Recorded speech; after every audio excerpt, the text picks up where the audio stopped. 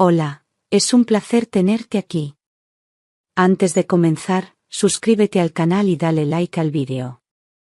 La televisión seguía encendida, aunque yo ya no prestaba atención. El noticiero hablaba de un apagón en el centro, pero en mi casa reinaba el silencio, apenas roto por el tic-tac del reloj de pared cuando, de pronto, el teléfono fijo, ese aparato antiguo que casi nadie usaba ya, rompió la quietud con un timbrazo seco y urgente, como si anunciara una catástrofe. Me sobresalté, porque a esa hora nadie llamaba, y menos a esa línea que había dejado de ser útil desde que mi celular se volvió mi única compañía. Me acerqué lentamente, sintiendo una presión en el pecho que no podía explicar, como si algo invisible me empujara hacia atrás. Cada paso era más pesado que el anterior, y cuando estuve frente al aparato, dudé un segundo antes de levantar el auricular. La pantalla parpadeaba con una luz tenue y persistente, como si supiera que esa llamada no era una cualquiera. Entonces, sin respirar, miré el número que aparecía. En la pequeña pantalla verde apareció un número que conocía mejor que el mío, una secuencia que llevaba grabada en el alma como una cicatriz que nunca cerró, el número de mi hijo Daniel. Me paralicé al instante, sintiendo como la sangre se me iba de la cara mientras mi mente buscaba una explicación lógica, una trampa, un error. Era imposible, absurda, cruel incluso, esa coincidencia, porque ese número había dejado de existir hacía muchos años. Cerré los ojos por un segundo, esperando que al abrirlos la realidad cambiara, pero el número seguía allí, titilando como un fantasma que no aceptaba el olvido. Una parte de mí quiso soltar el auricular y correr, como si pudiera huir del pasado que regresaba. Pero otra parte, más fuerte, más desesperada, me obligó a responder. Daniel había muerto en un accidente de tráfico hacía exactamente 20 años, en una curva maldita de la carretera de Toledo, una noche de lluvia y velocidad. Aquella llamada venía de un pasado que jamás cicatrizó, como si el tiempo diera marcha atrás con crueldad. No era posible que ese número estuviera activo, ni que alguien pudiera usarlo sin saber el peso que cargaba. Sentí que el suelo bajo mis pies se volvía frágil, como si todo lo que creía cierto pudiera romperse con un soplo. Y sin embargo, ahí estaba, una llamada desde el abismo del dolor, exigiendo ser escuchada. Un escalofrío me recorrió la espalda como una ráfaga de aire helado que entraba sin permiso por alguna grieta invisible. Mis manos temblaban, no por frío, sino por algo más profundo, más visceral, como si mi cuerpo reconociera algo que mi mente aún no aceptaba. El auricular pesaba como plomo entre mis dedos, pero no los solté. Sabía que si colgaba, jamás tendría la fuerza para volver a levantarlo. Algo dentro de mí susurraba que esa llamada tenía que ser respondida, aunque la verdad me destruyera. Llevé el teléfono al oído con una lentitud que no parecía mía, y mi voz salió débil, quebrada, apenas un susurro. ¿Quién es? En ese instante, no era una mujer madura enfrentando el pasado, sino una madre desnuda ante un miedo que no sabía poner en palabras. El silencio del otro lado era tan denso que casi podía tocarlo. Por un momento pensé que era una broma pesada, un error de línea, algo sin importancia. Pero entonces, la voz llegó. Mamá, tengo poco tiempo. Aquellas 4 palabras cayeron como cuchillas sobre mi pecho, abriéndolo en un dolor que no había sentido ni el día de su entierro. Era su voz, no parecida, no similar, era la suya, idéntica, viva, urgente, temblorosa. El tono, el ritmo, incluso la manera de decir, mamá, lo reconocí en lo más profundo de mis entrañas. No podía estar soñando, ni loca, ni sugestionada. Era él, llamándome desde algún lugar imposible. Antes de que pudiera reaccionar, decir su nombre, pedirle que no colgara, se escuchó una respiración entrecortada, como si le faltara el aire o estuviera herido. Luego, nada. La línea se cortó con un clic seco, brutal, dejándome sola con un zumbido agudo que me perforaba los oídos. Apreté el auricular contra mi oído, deseando que la conexión volviera, que su voz regresara. Pero no hubo más. Solo un vacío inmenso. Me quedé paralizada, con el auricular aún en la mano, como si el tiempo se hubiera detenido. No podía mover los dedos, ni siquiera llorar, porque el impacto me había dejado sin emociones claras. Todo lo que era lógico y real se había quebrado con esa llamada. ¿Cómo podía ser? ¿Cómo era posible escuchar la voz de alguien que había enterrado 2 décadas atrás? No tenía respuestas, solo preguntas que dolían. Daniel tenía 23 años cuando ocurrió todo, venía de un concierto con sus amigos y, según dijeron, un camión invadió su carril en una curva cerrada. El impacto fue tan fuerte que el coche dio varias vueltas antes de estrellarse contra un árbol. Los bomberos tardaron horas en sacar su cuerpo entre los hierros retorcidos. Nadie sobrevivió. Aquel día marcó el fin de mi vida como la conocía, y el inicio de una existencia rota. Yo misma elegí su ataúd, uno sencillo, color caoba, porque él odiaba las cosas ostentosas. Antes de cerrarlo, coloqué dentro su reloj favorito, su teléfono móvil, el mismo desde el que ahora, increíblemente, me habían llamado, y una carta que nunca pude leerle en vida. Aquella despedida fue como arrancarme el alma, pero creí que era definitiva. Creí que aquello era el final. Nunca imaginé que, 20 años después, el pasado volvería a hablar. Desde aquel entierro, cada año en la misma fecha, llevaba flores al cementerio, siempre las mismas margaritas blancas que a él le gustaban. Me sentaba frente a su lápida durante horas, hablándole en voz baja como si aún pudiera oírme, contándole lo poco que había cambiado sin él. Nunca pude superar su ausencia, porque no era solo su muerte, era la forma en que el mundo se volvió gris sin su risa. A veces soñaba con él y despertaba llorando, empapada en sudor, deseando no haber abierto los ojos. Era una herida que jamás cicatrizó, solo aprendí a caminar con ella. Traté de convencerme de que alguien estaba jugando con mi dolor, tal vez un número reciclado, una broma cruel de mal gusto, algo explicable.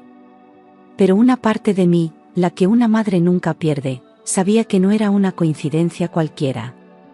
Busqué aquel número en mis viejas agendas, en los papeles que aún conservaba, y allí estaba, era el suyo, intacto, como si el tiempo no hubiera pasado.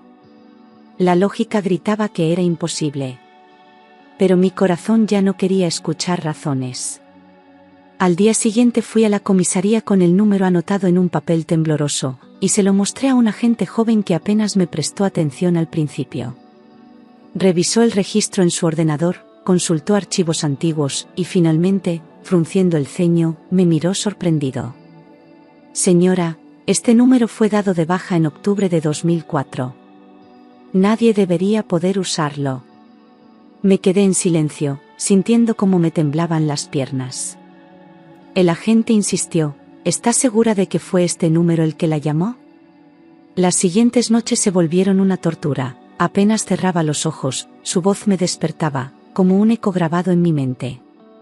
Repetía una y otra vez esas palabras, mamá, tengo poco tiempo. Era como si me estuviera llamando desde algún lugar donde aún necesitaba ayuda, como si su alma no hubiera descansado. Me levantaba a revisar el teléfono, esperando otra llamada que no volvía. Empecé a preguntarme si estaba perdiendo la cabeza, pero no podía ignorar lo que había sentido. Una madrugada, tras horas de insomnio, me quedé dormida en el sofá y lo soñé con una claridad aterradora. No era el Daniel del ataúd, frío y quieto, sino un hombre vivo, caminando por una playa solitaria, con el mismo gesto sereno de cuando era niño. Me miró a los ojos y sonrió, como si supiera que yo lo estaba buscando, como si me estuviera esperando. Me desperté con lágrimas en la cara y el corazón acelerado. Sentí, con certeza, que ese sueño no era solo un sueño. Sin decir nada a nadie, decidí ir al cementerio para visitarlo, como hacía siempre, pero esta vez con la intención de hablarle con más fuerza, de pedirle una señal. Caminé entre las tumbas con una mezcla de fe y desesperación, como si cada paso pudiera acercarme más a él. Cuando llegué a su lápida, me arrodillé y recé en silencio, esperando algo. El viento soplaba más fuerte de lo normal, y el cielo estaba extraño, cubierto de nubes pesadas. Y entonces lo vi. Sobre su tumba había un ramo de flores frescas, recién puestas, todavía húmedas por el rocío de la mañana. No eran las margaritas que yo llevaba cada año, sino claveles rojos, envueltos en un papel sencillo, sin tarjeta, sin nombre.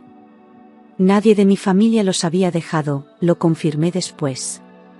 Era imposible no pensar que alguien más había estado allí, alguien que también lo recordaba, o lo conocía. Me quedé mirando esas flores como si fueran una prueba irrefutable de que él seguía vivo. Sentí un impulso que no supe de dónde venía, una especie de certeza que me empujaba a seguir buscando, a no conformarme con la explicación fácil.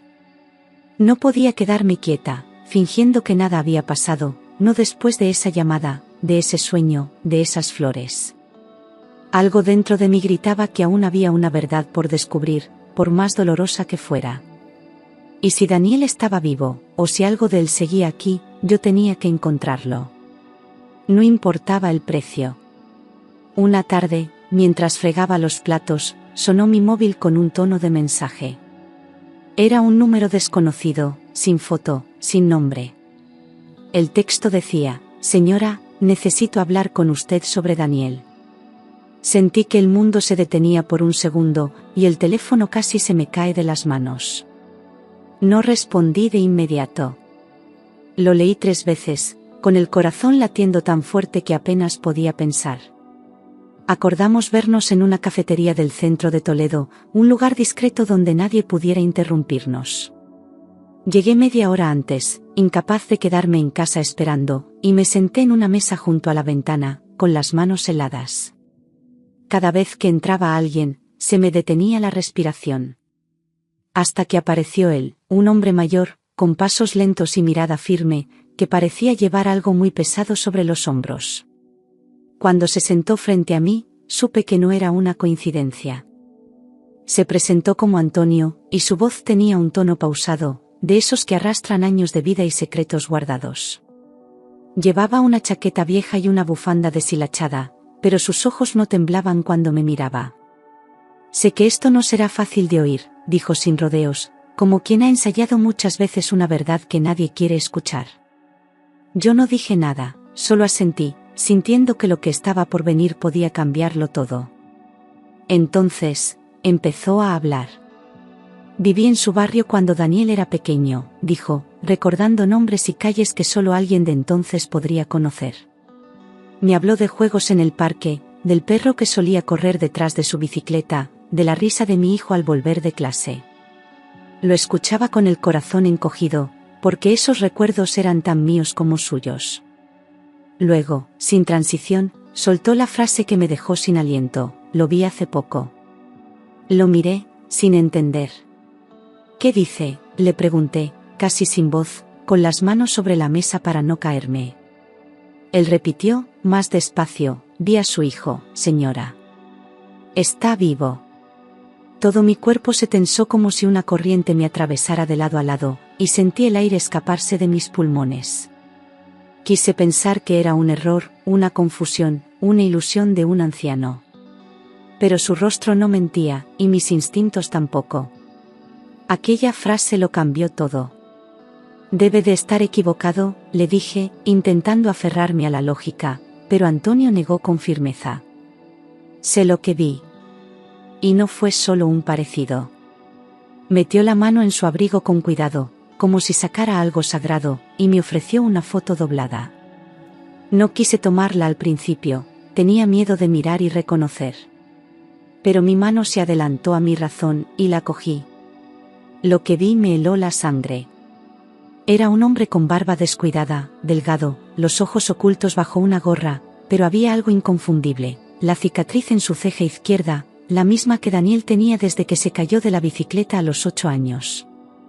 La foto parecía reciente, tomada con un móvil, quizás sin que él lo supiera. No era una imagen clara, pero suficiente para despertar el vértigo. La sostuve temblando, como si se fuera a deshacer en mis manos. Y supe, en ese momento, que tenía que encontrarlo.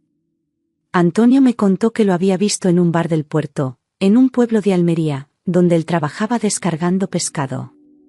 Se hace llamar David, explicó, y dice que no recuerda nada de su pasado.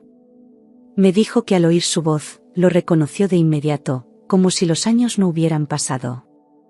Le pregunté si había tenido un accidente, y se quedó en blanco. Yo escuchaba todo sin respirar, como si mi vida dependiera de esas palabras.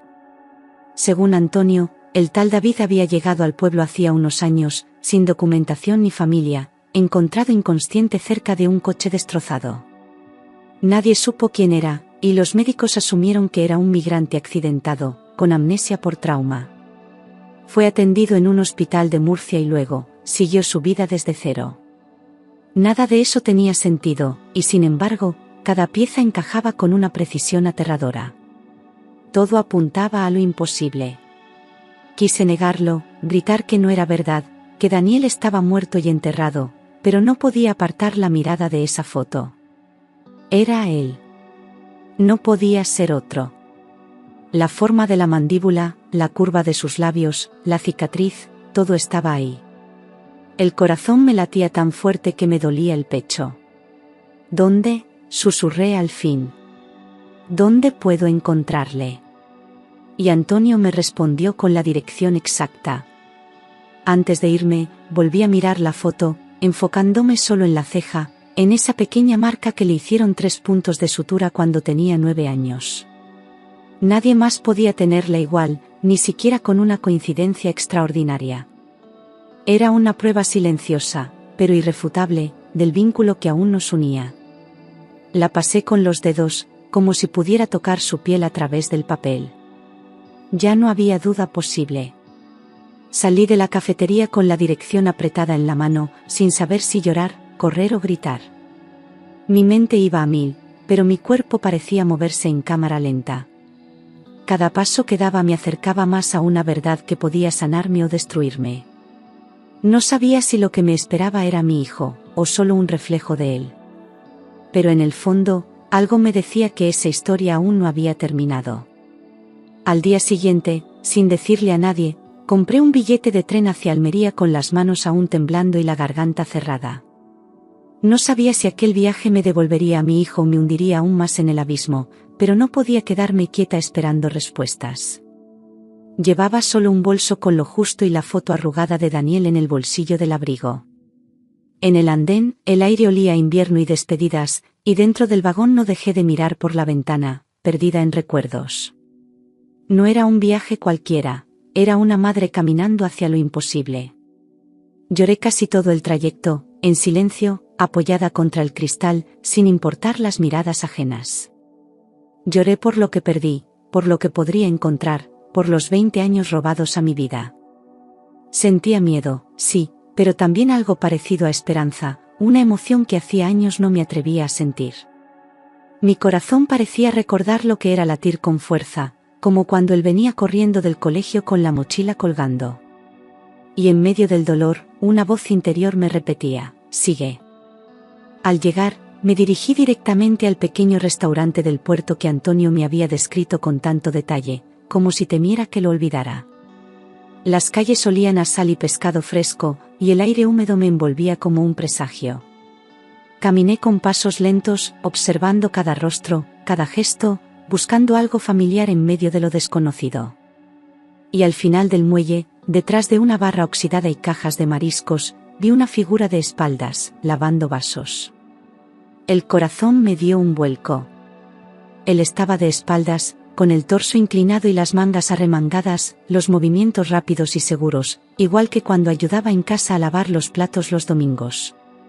Me quedé inmóvil, como si una fuerza invisible me impidiera dar un paso más. El sonido del agua corriendo y del vidrio al chocar con el metal llenaba el ambiente, pero yo no oía nada más. Lo miré como si estuviera viendo un fantasma que aún respiraba. Y entonces, algo en mí se rompió. Intenté llamarlo, pero mi voz no salió, la garganta se me cerró como si mi cuerpo se negara a romper el hechizo del momento. Mis manos empezaron a temblar sin control, y apreté los puños para que no se notara. Nadie a mi alrededor entendía lo que estaba ocurriendo, pero dentro de mí, una tormenta lo arrasaba todo. Él seguía sin verme, ajeno al huracán que su presencia provocaba en mí. Me aferré a la barra de metal para no caerme. En un gesto simple, él se giró para alcanzar una caja, y nuestros ojos se encontraron por primera vez en 20 años. Fue solo un segundo, pero sentí que todo el dolor, todas las noches en vela y los silencios acumulados explotaban en ese cruce de miradas. Me observó sin reconocerme, con una expresión neutral, casi amable, como quien ve a una extraña. Yo solo pude susurrar su nombre, pero él no reaccionó. Mi hijo estaba ahí, y no sabía quién era yo. No me reconoce, pensé, con una punzada en el pecho tan aguda que casi me dobló. Lo tenía delante, respirando, caminando, viviendo, y sin embargo, para él, yo era nadie. Sus ojos no mostraron ni un atisbo de memoria, ni una chispa de reconocimiento, como si los años hubieran borrado hasta el último rastro de nuestra historia. Me sentí pequeña, invisible, rota en mil partes. Y sin embargo, no podía marcharme. Perdone, ¿usted es David?, logré decir con un hilo de voz, mientras él se limpiaba las manos con un trapo y me miraba, curioso. Sí, ¿nos conocemos?, respondió con una naturalidad que me partió el alma. Asentí despacio, tragando lágrimas, sabiendo que no era momento de explicar demasiado. Necesito hablar con usted. Es importante. Él dudó, pero al final asintió y me invitó a sentarme en una de las mesas vacías. Estaba a punto de decirle la verdad. Una vez sentados, me observó en silencio, intentando descifrar mi rostro, tal vez esperando alguna pista. Soy la madre de Daniel, dije al fin, con la voz quebrada pero firme. Él frunció el ceño, visiblemente confundido, y su expresión pasó de la cortesía al desconcierto. No sé quién es Daniel, murmuró, casi disculpándose.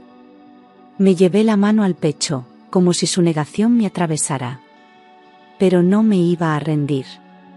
Escuchar su voz tan parecida, tan suya, diciendo que no sabía quién era, fue como revivir su muerte una vez más. Tenía delante a mi hijo y, al mismo tiempo, estaba más lejos que nunca. No sabía si abrazarlo, llorar o gritarle que era él, que me mirara bien, que me recordara. Pero me contuve. Tenía que llegar a él poco a poco, como si reconstruyera una casa derrumbada desde los cimientos. Y eso era lo que iba a hacer, aunque me costara el alma.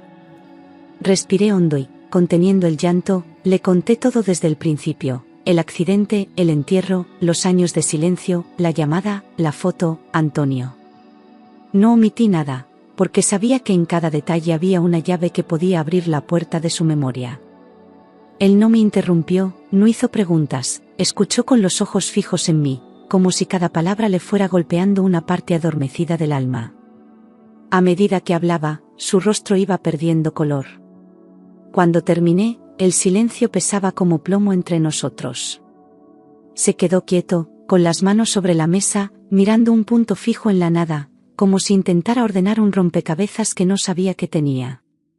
Nadie alrededor parecía notar la intensidad de aquel momento, el abismo que se abría entre dos vidas separadas por el tiempo. Yo no dije nada más, no quería presionarle, solo dejar que algo en su interior reaccionara.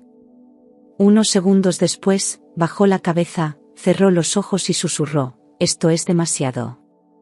Y en ese instante supe que algo se estaba moviendo dentro de él. «No sé quién soy realmente», murmuró, y sus ojos se humedecieron por primera vez desde que empezamos a hablar. Su voz tenía una mezcla de miedo y dolor que me rompió por dentro, pero también de sinceridad, como si se permitiera por fin dudar de la historia que había creído suya.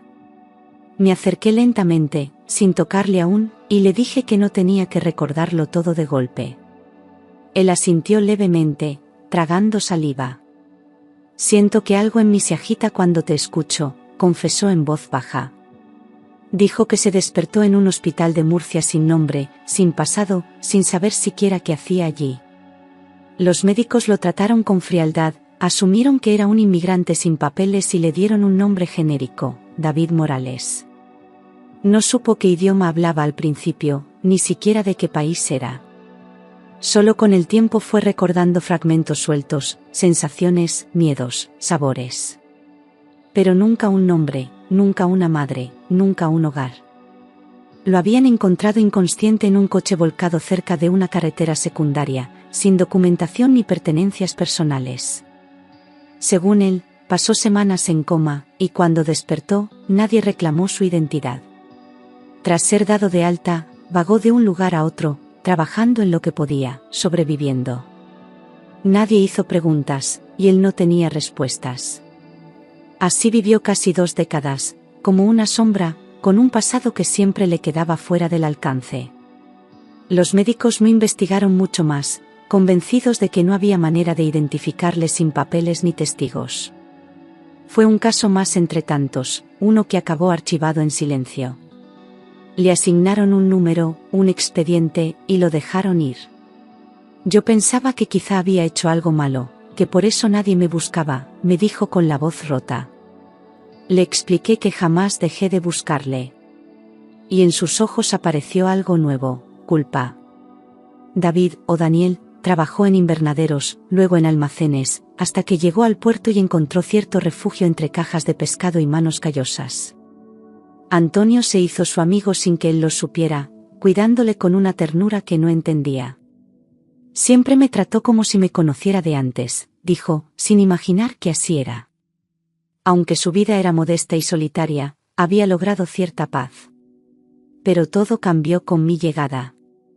Le mostré entonces una foto de cuando tenía 18 años, él, su perro y una guitarra en la terraza, riéndose con la cabeza echada hacia atrás. La sostuvo en sus manos como si fuera un objeto sagrado, sin apartar la vista ni por un segundo.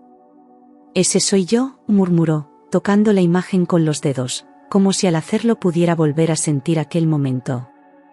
Le temblaban las manos, y sus ojos empezaron a llenarse de lágrimas. Yo no dije nada. Solo esperé. Durante varios minutos, miró la foto en silencio, como si buscara una grieta en el tiempo por donde volver a entrar en su propia vida. De pronto, sus labios se movieron apenas, y dijo con voz baja, «Recuerdo ese perro, y el olor del verano». Fue como si una chispa se encendiera en la oscuridad más profunda. Cerró los ojos, se cubrió la cara con las manos y empezó a sollozar sin poder contenerse. El muro empezaba a romperse. «Ese soy yo», susurró entre sollozos, y en su voz había una mezcla de alivio, miedo y asombro que me hizo llorar con él. Se tapó el rostro, como si no pudiera soportar la intensidad de esa verdad que, poco a poco, se abría paso entre los escombros de su mente. Yo me acerqué y, por fin, toqué su mano. No me rechazó. Su piel estaba caliente, viva, presente. Y en ese contacto, supe que lo había recuperado. Me levanté sin pensar y lo abracé como si el tiempo no existiera, como si los 20 años de ausencia se derritieran en aquel instante. Él se quedó quieto unos segundos, pero luego me rodeó con los brazos, temblando, como un niño que por fin encuentra refugio tras una tormenta interminable. Lloramos los dos, sin pudor, en medio de aquella sala pequeña donde el pasado y el presente se reconciliaban sin palabras. Era el mismo abrazo que le di el día en que lo enterré, pero ahora tenía vida. Mi hijo estaba vivo, y me reconocía.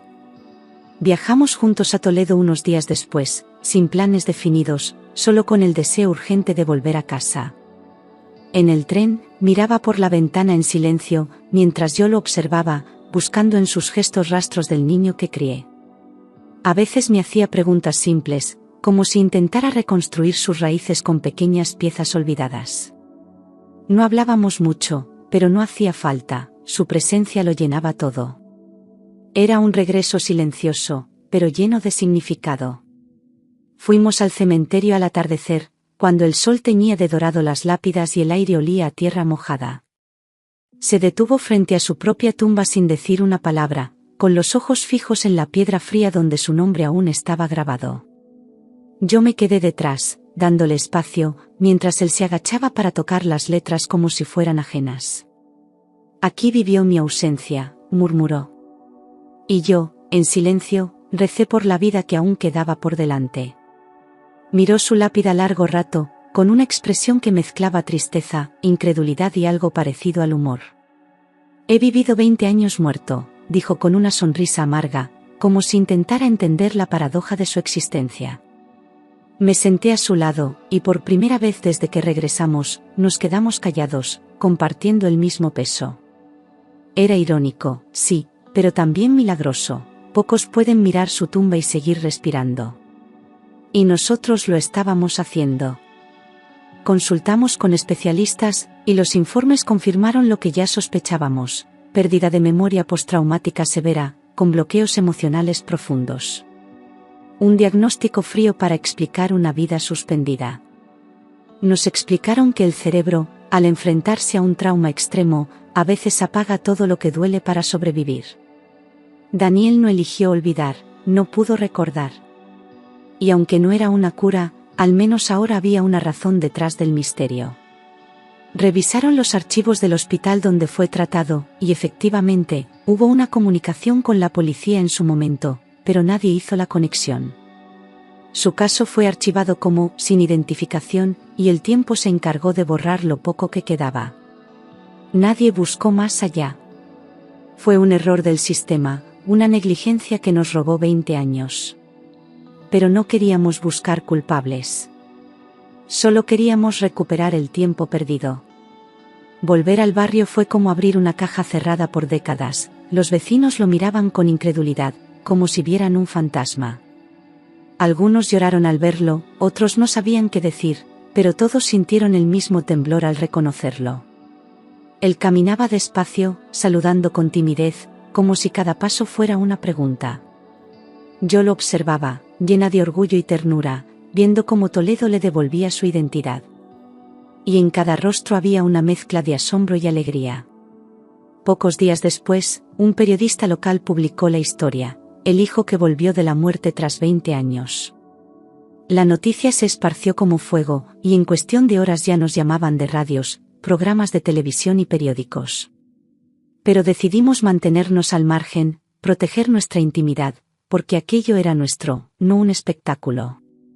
La gente nos paraba por la calle, algunos con lágrimas en los ojos. Había quien decía que era un milagro. Poco a poco, Daniel, ya sin necesidad de llamarse David, empezó a recordar fragmentos sueltos, el nombre de su profesor de música, el olor del café por las mañanas, su bicicleta azul. Cada recuerdo era como una semilla que despertaba otra, y otra más. Empezamos a reconstruir su historia juntos, día tras día, con paciencia y amor. Había momentos de confusión, pero también de claridad luminosa. El pasado regresaba, y el presente lo acogía sin reproches. Recordó a su perro, su primer beso en el instituto, la risa de su hermana cuando le hacía cosquillas, y la canción que solíamos cantar juntos en el coche.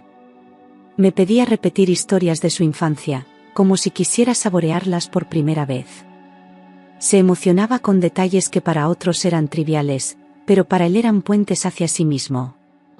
A veces lloraba sin saber por qué, y yo lo abrazaba, sabiendo que sanar lleva tiempo. Estábamos reconstruyendo una vida con hilos invisibles. Daniel decidió quedarse en Toledo, en la casa donde creció, donde las paredes aún guardaban su risa, sus pasos, sus huellas. Adaptarse no fue fácil, pero cada rincón le devolvía una parte de sí mismo, como si la memoria estuviera escrita en los objetos y los olores. Comenzó a ayudar en una librería del barrio, y poco a poco recuperó rutinas que nunca supo que echaba de menos. Algunos días eran duros, llenos de silencio y preguntas sin respuesta. Pero cada mañana, al despertar, sabía que estaba donde debía estar. Un domingo soleado, fuimos al cementerio con una decisión tomada: quitar su lápida. Era hora de cerrar ese ciclo que nunca debió existir, de devolverle el lugar que la vida le había robado. En su lugar, colocamos una nueva piedra con una frase sencilla, escrita entre los dos: aquí descansó el amor que nunca murió. Nos abrazamos frente a ese gesto simbólico que era más que una tumba, era una promesa. No más muerte en vida. Solo memoria viva. Una tarde, mientras cocinábamos juntos, me miró con los ojos llenos de lágrimas contenidas y me dijo: perdóname por haber desaparecido. Sentí un nudo en la garganta, porque sabía que no era culpa suya, pero también entendía su necesidad de decirlo. Le tomé las manos y le respondí que no había nada que perdonar, que el dolor no era suyo, sino del destino que nos arrancó el tiempo. Nos quedamos en silencio, conectados por esa herida compartida. Y al fin, sentí que el perdón no era entre nosotros, sino hacia la vida misma. Después de tantos años de vacío, cada gesto cotidiano se volvió un milagro: desayunar juntos, reír por tonterías, discutir por la televisión encendida. Un día, sin previo aviso, me abrazó fuerte y dijo, gracias por no rendirte. Yo le devolví el abrazo con los ojos cerrados, recordando las veces que hablé con su tumba creyendo que nunca me oía. Le dije que el destino nos separó, sí, pero también nos devolvió lo esencial, la verdad. Y esa verdad, aunque tardía, había salvado lo que quedaba de nuestras almas. Hoy, cuando suena el teléfono y escucho su voz al otro lado, ya no tiemblo ni lloro, sonrío. Porque cada llamada es una prueba de que el amor nunca se pierde, solo espera el momento de volver. Daniel ha vuelto a la vida, a su nombre, a su hogar, y yo he vuelto a ser madre en cuerpo y alma. La herida sigue ahí, pero ya no duele, cicatrizó con presencia. Y ahora, por fin, puedo decir que mi hijo volvió a casa. Para siempre.